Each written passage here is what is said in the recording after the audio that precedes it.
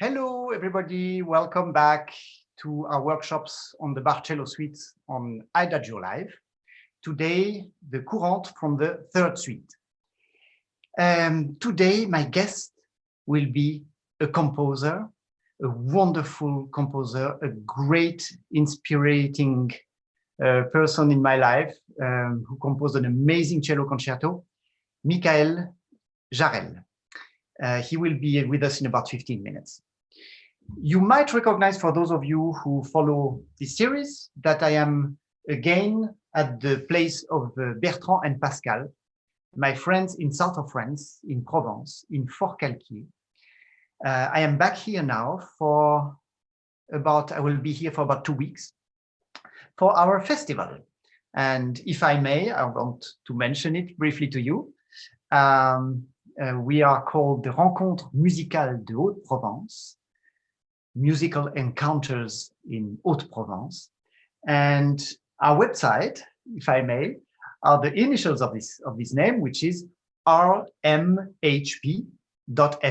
It's very simple, and if you go there, you find the program of the festival, you find some photos, some posts, and and my son Jeremy is also posting some things on Facebook and on Instagram, so you can follow us there as well, and we would be very happy about it. So rmhp.fr.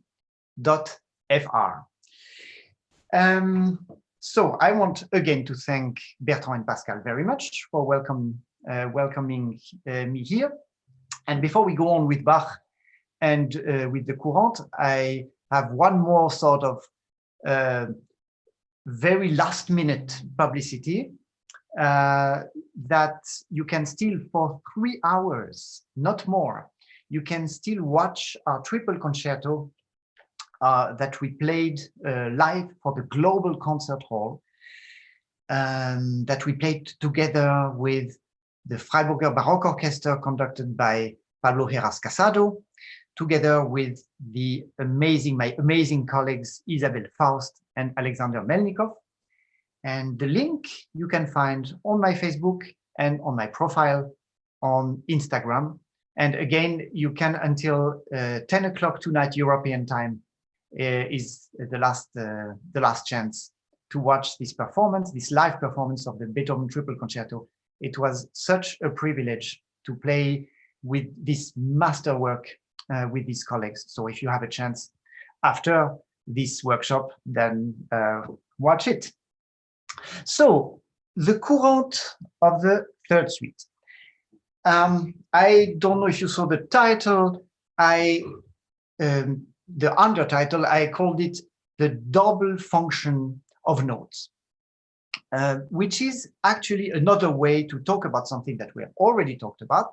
That's the thing about such a series where we have so many episodes, and which is how Bach deals with having many voices, sometimes 2, sometimes 3, played by one single instrument, and how he brings the dialogue between these voices. And in this Courant, I find particularly helpful to look at this issue in a different way, which is how, as a cellist, so mainly I am now talking to the cellists out there, that how can I do this? How can I bring in a note the several functions it has? So let me play the beginning of the Courant and explain what I mean with this.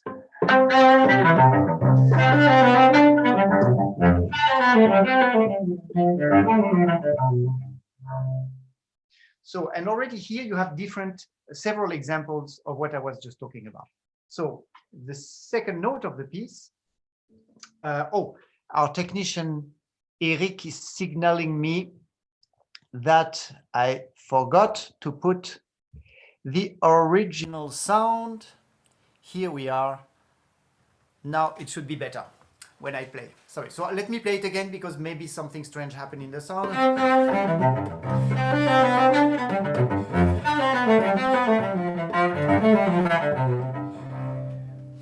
So the second note of the piece, after the upbeat, this C has this double function, this multi-function, which is that it is the first note of an arpeggio, but it's also the first note of a melody which is going to stretch over a few bars in one register.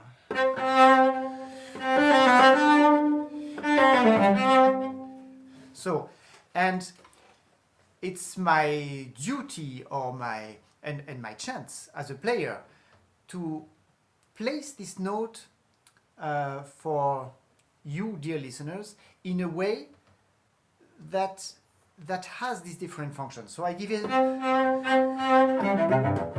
So as you see, yes, it is taking a little bit more time and also a little bit more contact than the other notes of the arpeggio.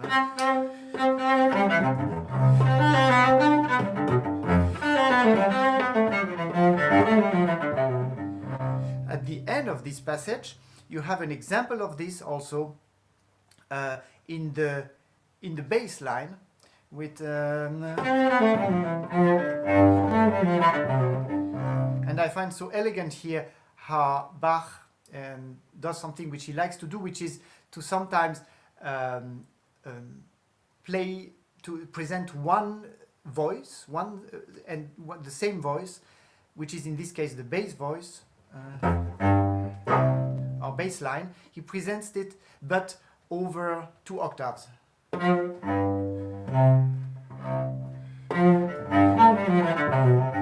And I think it's important for us as players to be aware of it and to play it as such, as the bass line.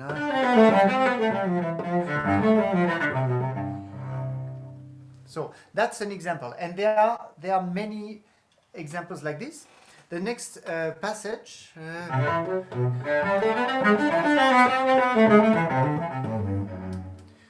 is again a wonderful example of how Bach plays with sometimes presenting on the downbeats where the harmonies are, sometimes presenting the actual melody, the actual melodic line, and sometimes presenting another voice. So for example here, I love the way it starts. He's really creating expectation with this little scale going up, making the modulation on the last note. So we really want that G, we really want to get there, which maybe some other composer would have done. But he deceives that to prolong the phrase. And then the G is presented just within the line. And then what does he do with the next modulation to A minor? But then, of course, he doesn't. And you see how he gives expression and flow to the music. So if we play these 2 modulations one after the other, so the fact that I go from underneath, it tells me, oh, this is the beginning of something. This is not an arrival.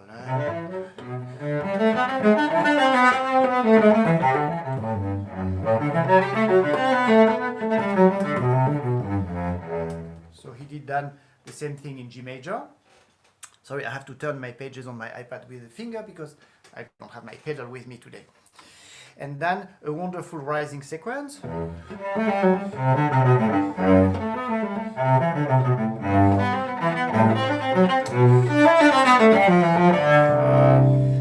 You see how he gives a lot of bass solo in this piece, which gives this very earthy quality.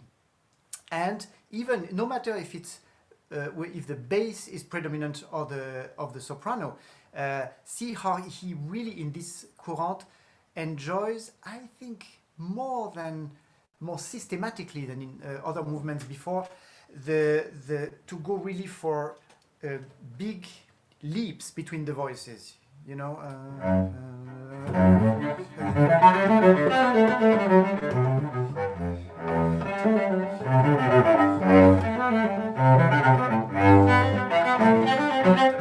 And then this, when there is a stretto, when the bass line moves more quickly.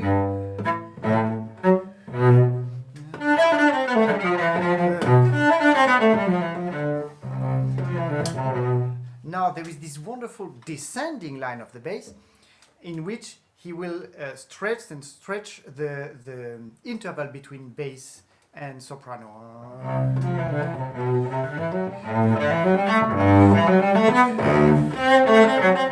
So what happens with this is that even though the bass line is going down, you have a feeling of augmentation because the intervals are actually augmenting. Now, our D pedal, remember how Bach enjoys sometimes coming to the dominant and so it goes up, bringing some minor with the B flat. And then if we are in minore, why not enjoy the augmented intervals that give more expression?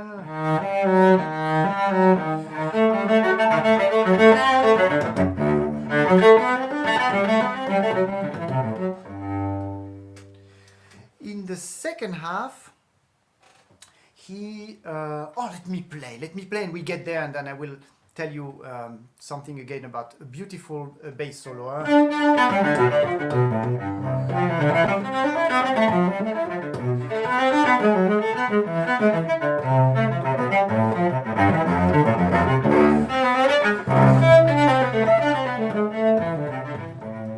So did you see how he really stretched as much as he could between the two voices in order to create drama? And of course, one could say this was a bit suggested at the very opening of this suite. You know, when we had this big,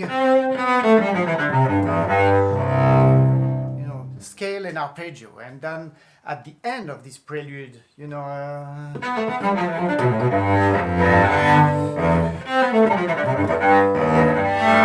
all of this. So he likes to play in this suite with these very, very big intervals. Now, talking about these notes with double functions, there is a bit later a rising in the bass. Again, the bass has the main part there.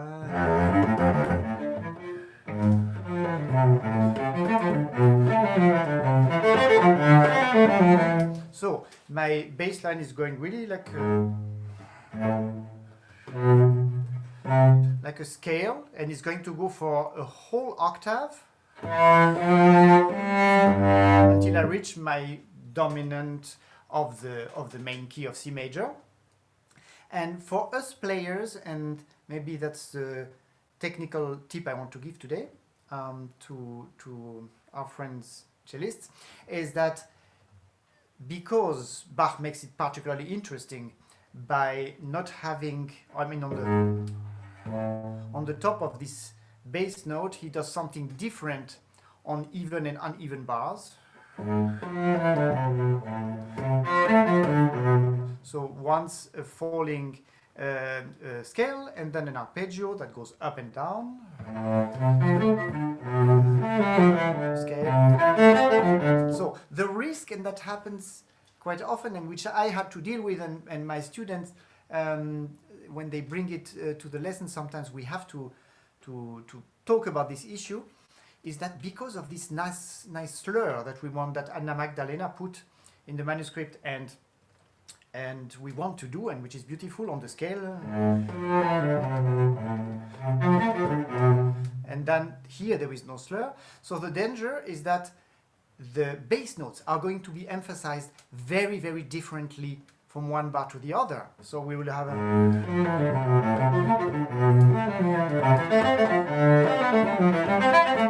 I was of course exaggerating, but what happened now is that we had a heavy bass note and a light one. And I think in this case, sometimes we want, when we have a sequence that goes, we do want to have a different color, certainly on the upper note and the lower one.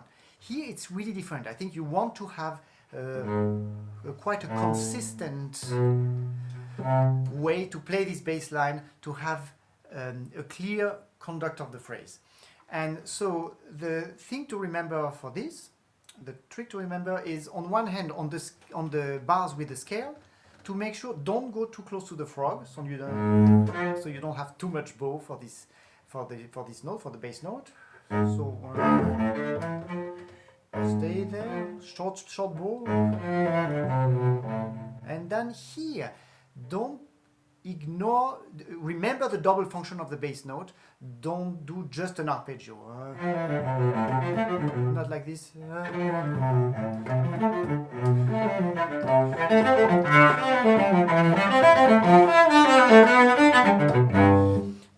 To make sure, listen to your bass line and make sure, is it really making sense in a way, in the proportion, in the way you emphasize one note of the other. So these were my little tips for this Courant today. And before we go and talk to Michael, I want to read to you something that Antonio Jesus Delgado sent me. He had sent me very interesting contribution that we discussed about two episodes ago. And he reacted to what I said, not in the last episode, but the one before. You know, that when I was telling you this anecdote about when I released my recording of the Bach Suite, that I was so impressed by that there were so many versions, and I felt almost, for a moment I felt quite crazy to have undertaken the idea of recording the suite. And he reminded me about a nice quote from Karl Valentin, a German comedian and somebody who had a lot of humor. And he said, well, in this case, it was probably about philosophy and about reflecting on whatever, on thoughts, on ideas and everything. And he said, es ist schon alles gesagt, nur noch nicht von allen. So everything has already been said, only not yet by all. And I find it a nice, encouraging thought when we play all these masterworks that have been played so many times by so many fantastic colleagues, and to encourage us to still trust ourselves that we can create just because we say the things in the way we perceive them. So, cher Michael, dear Michael, are you there? Are you with us? Are you able to join us for this conversation? Hi. Hello.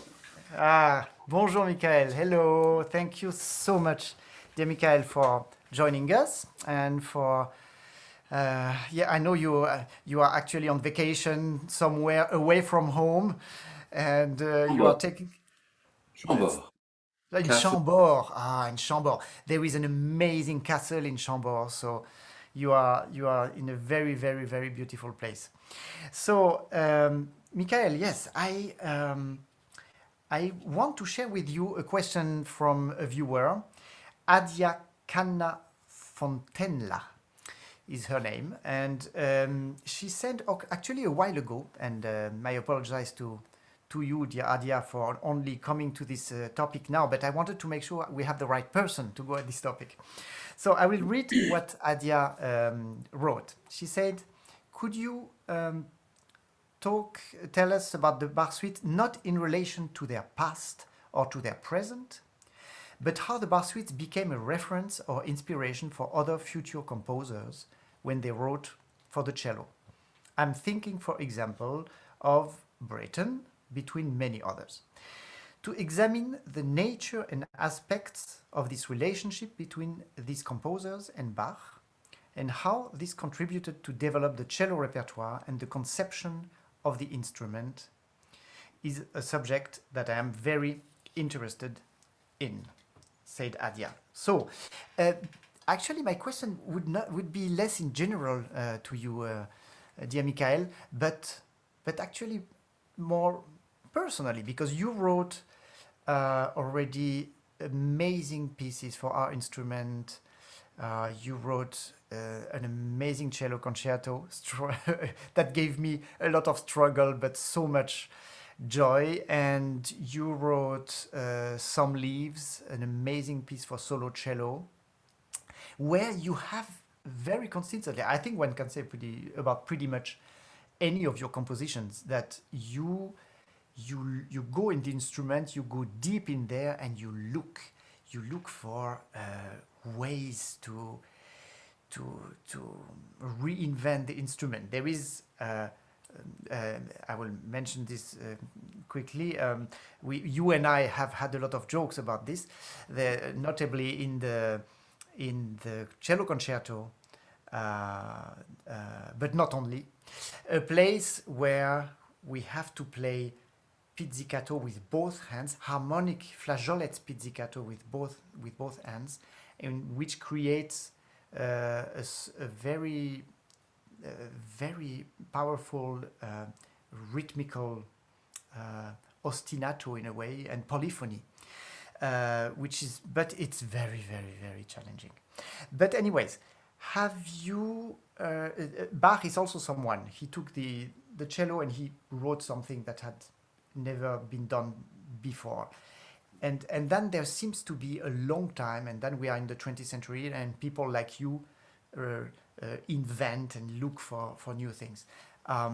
Has Bach been at all a reference for you, or an example, or were you inspired by him or intimidated? I don't know. How do you look at the Bach suite, the cello suites? Well, I've talked about Bach, first of all, just generally, because actually I had two encounters, so to say.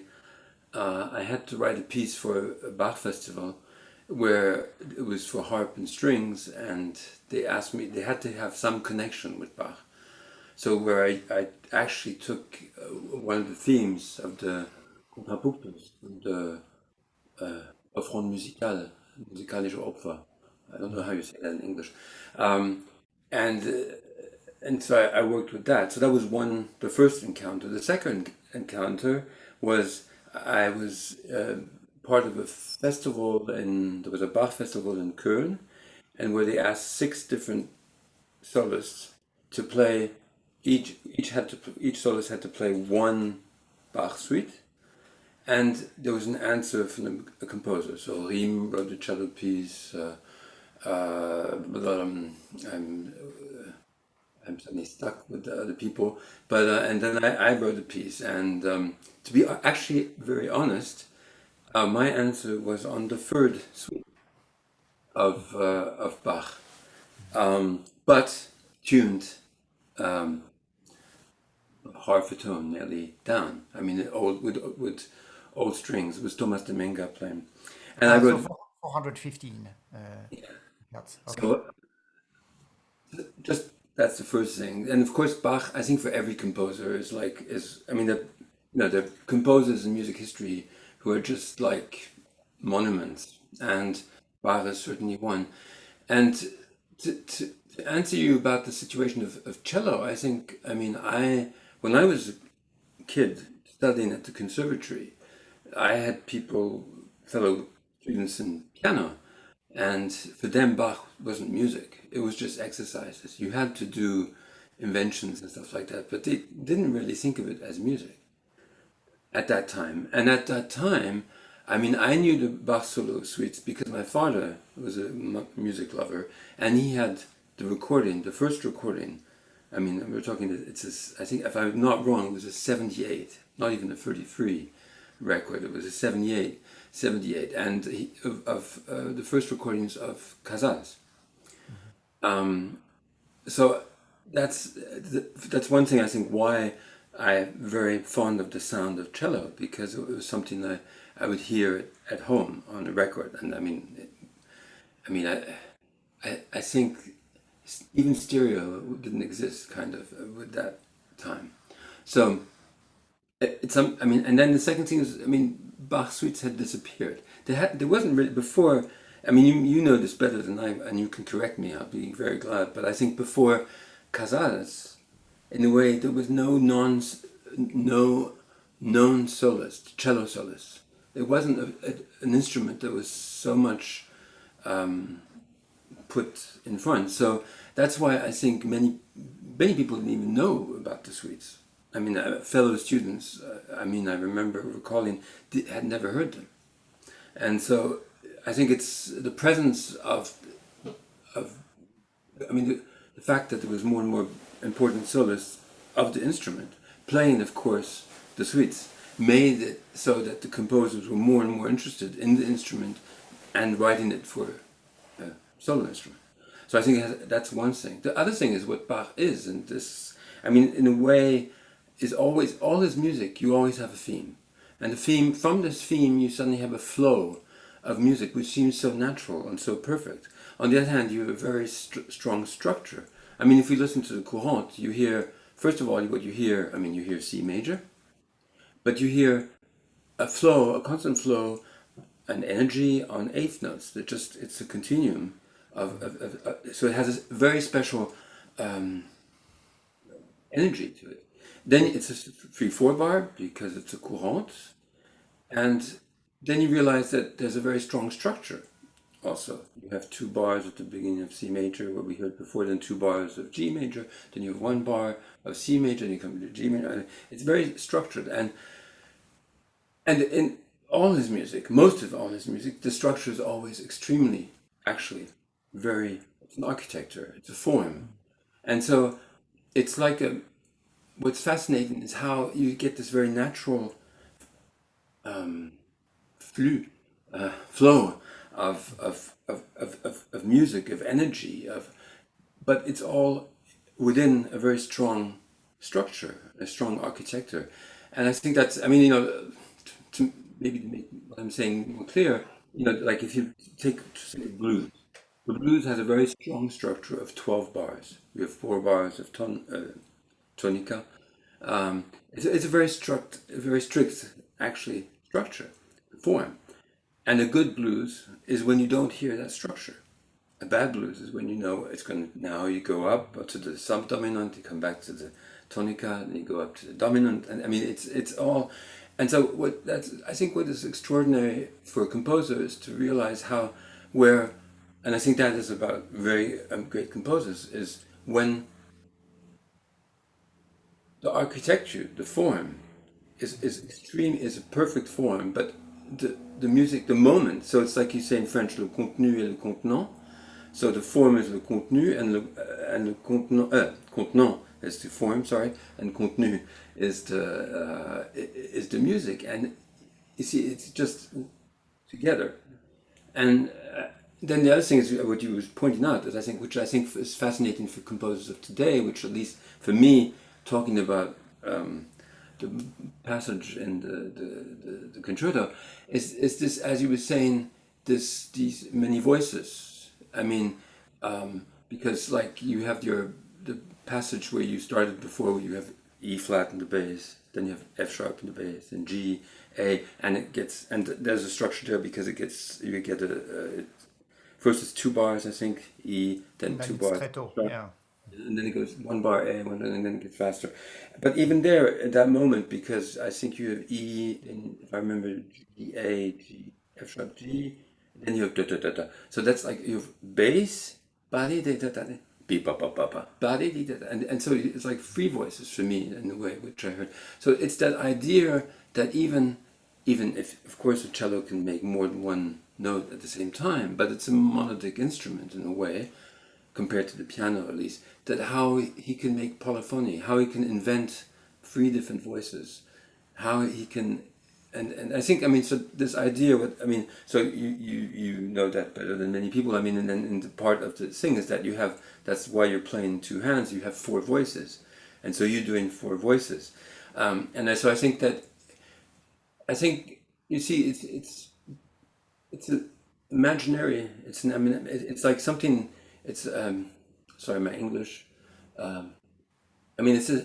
Bach is a starting point for any composer, for imagination.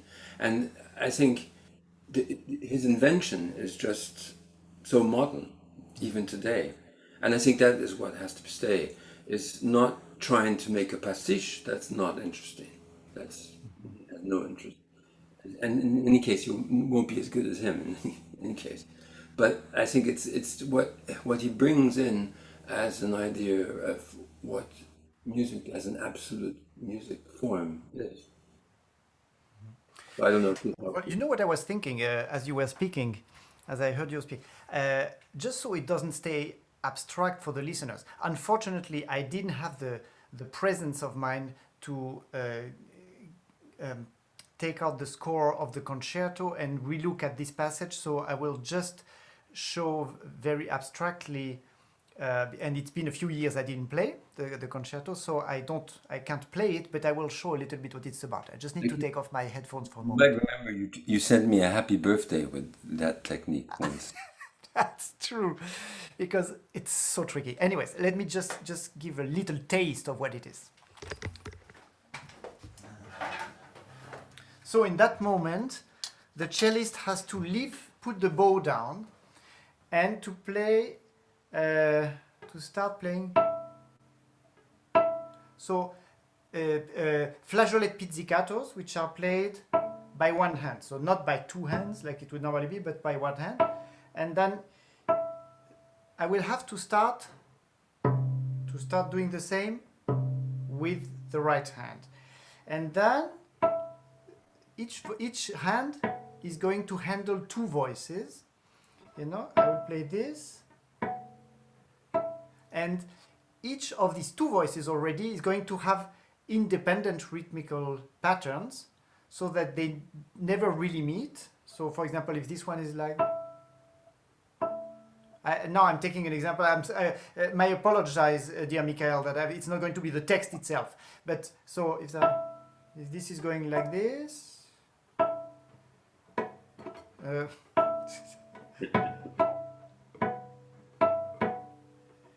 for example, that was a 3 against 4, which is a simple example. And on the other hand, the same thing is going to deal with this note and this note, and it's also going to have it is, my dear friends out there, it's a nightmare, but I have to say it is worth the struggle, because when these independent voices start to ring and to live together, and when there is not too many bad notes happening, it's an extraordinary effect. So I just wanted to bring it back to give a taste of what it is. I mean, basically, the idea was like it's raindrops. So you have a first raindrop falling, then you have a second raindrop falling, and then a third, and a fourth. So at the beginning, the four lines are actually just repeating with different pulses. Like if you look at the raindrops, they don't fall together; they have different rhythms. And then something, but then peu à peu, you get a harmony structure coming more and more strong. I mean, it comes into a four note chord, but then there's a kind of a modulation that goes on, going to another chord and stuff like that.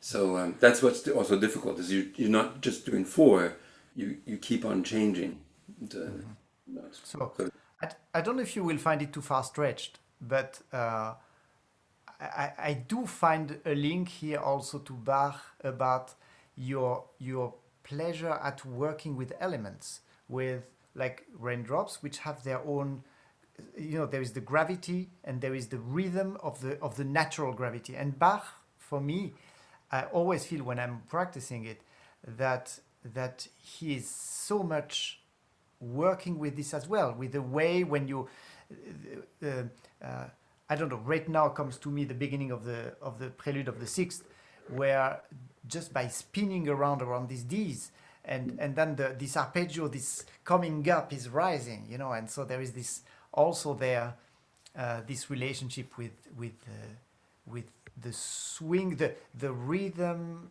and the gravity are in connection, and that's also what you're doing. So yeah, I mean, the gravity is a good point, because I think, I mean, all this, you know that better than myself, and if I'm not mistaken, each suite has the same structure. It's always in six. I think it's yes, always that's exactly the same movements, and it's a dance suite. So there's something very physical about it. There's the music's, I mean, like, there's something very, so it's also this, that adds even to something more to Bach, because on one side it's probably one of the most spiritual music that exists, one of the most perfect abstract music which exists. But on the other hand, it's something very physical, and it's something very that you feel this gravity that brings you down. So it's like 1, 2, 3, 1, 2, 3. You feel this all the time. So it's all this coming together, which makes it that each of these, at least for me, like diamonds or perfection. Extraordinary. Yeah, that's what you just mentioned is something that we discussed in the first episodes. How Bach and I remember also Lambert Wilson when he was our guest, when he talked about this, that it was, you know, this wonderful connection of through the dance of something physical, of the body, of something, and then Bach uses this to go metaphysical and to go into you know, the immaterial sometimes, which is And I think also he's, I mean, he's interested in French. You say l'inouï, in the unheard.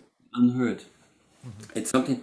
I think every composer, or let's say every important composer, is somebody is always interested in something that has not been heard before. And I don't think any. I don't. I mean, I'm not a specialist, and maybe some people will tell me I'm wrong, but I do have no knowledge of anything like the Bach suites before. And I don't think there's nothing so difficult before. I mean, we know from the cantatas and all kinds of témoignages, testimonies, or I don't know, Yeah, like, testimony.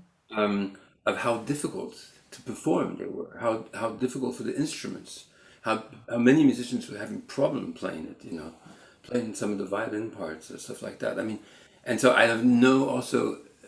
I've never read anything about how they were performed when they were premiered. I guess we're not quite sure what kind of instrument it was, but how it was performed, if it was well performed, how the person, how it was reacted. Because it so often in music history,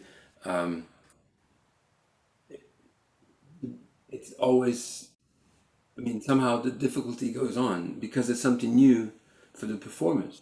And then there's some performers who master that, and then this mastering of that makes it that the next generation kind of has a free access to it, and then it becomes part of normal technique of an instrument.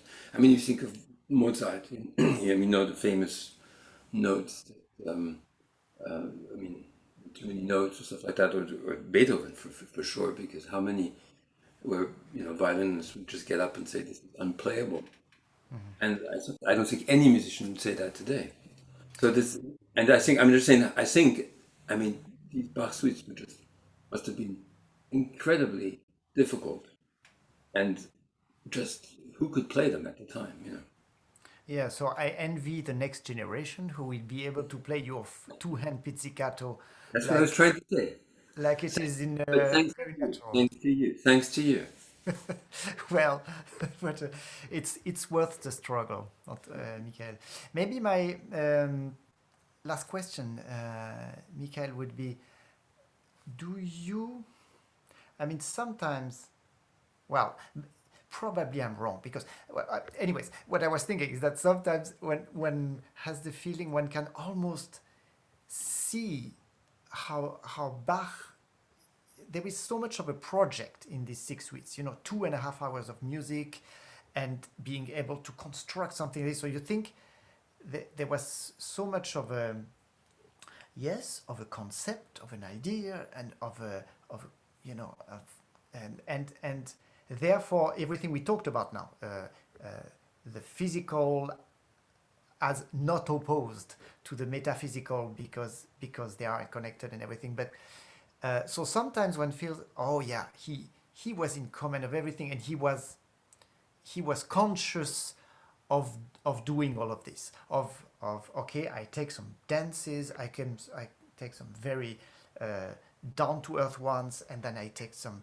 songs that I totally transcend and everything. So my question to you as a composer is that, do you and now it's in a way it's not related to Bach. It's just I'm curious for, do you very uh, would you say you are a more intuitive composer? Of course, you construct incredibly, but do you take like a motif, and a bit like the serialist, you will then work on it and then you will see what grows out of it, which is what some composers actually said they would do? Or do you say, so I want, do you work like some things like this, elements, working with gravity, or saying, here I really want to, so with such concept, or do you do all of the above? Do you work all of these different ways when you compose a piece? I mean, there's not one way of working. I mean, I'm. I don't know how to say this in English. Je suis très méfiant de ce que j'ai en moi. I'm very I'm very suspicious, cautious with what I have in myself. suspicious, suspicious of Suspicious. what is is in me, in the sense that I think everybody in life always discovers something. Like if anybody, their first cup of coffee, I'm sure that most people did not like it the first time. So I mean, in my case, I can remember very strongly this first time, and I was drinking. So we were with friends in the cafeteria at school, and suddenly people asked for coffee, so I took a coffee, and then I took it, and then it's very bitter, and you know, and so I had to start thinking about it. Why are people drinking this? What is this taste? So why are we drinking? It's warm.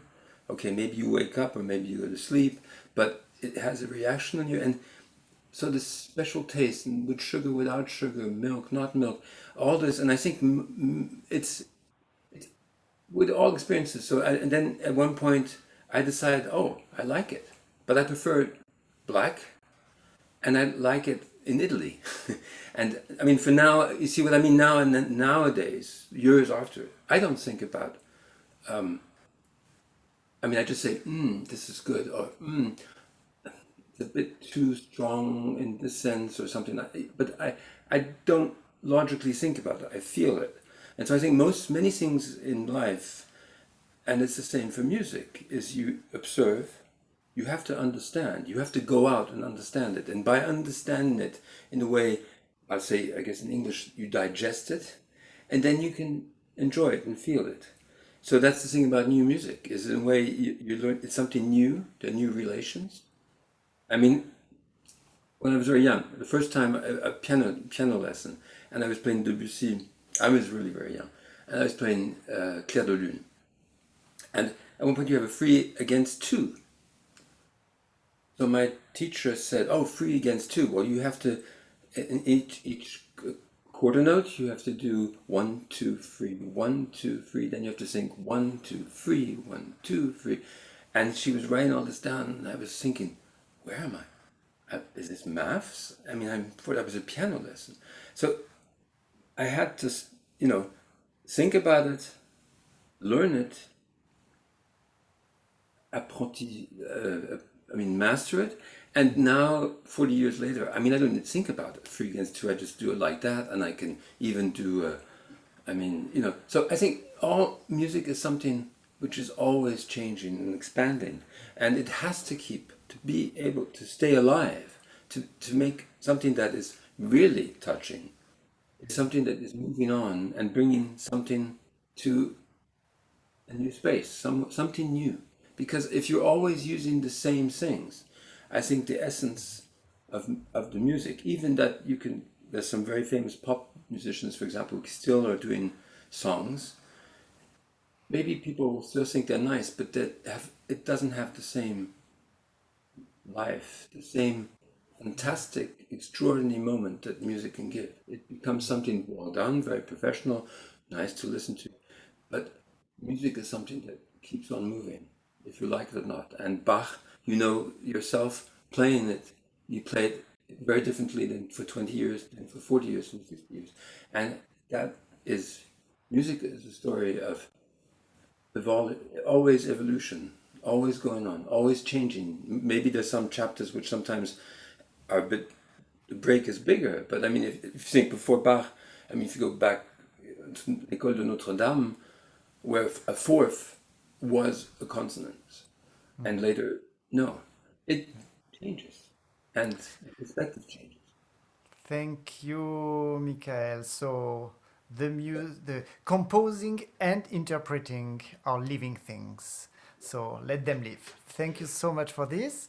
Dear friends, next week, Friday, we will talk about the Sarabande from the third suite. And my guest will be actually one of the artists who is at the festival at the moment, at the Rencontre Musicale de Haute-Provence. It's the flautist Alexis Kosenko, and he's also a conductor, and he will come with many flutes and tell us what sarabande can be for the flute, so that will be very interesting. By the way, Michael has been here, our composer in residence at the festival in the past also, so we were very privileged to have him. Thank you, everybody. See you next week, and thank you again, Michael. Bye-bye. Bye bye.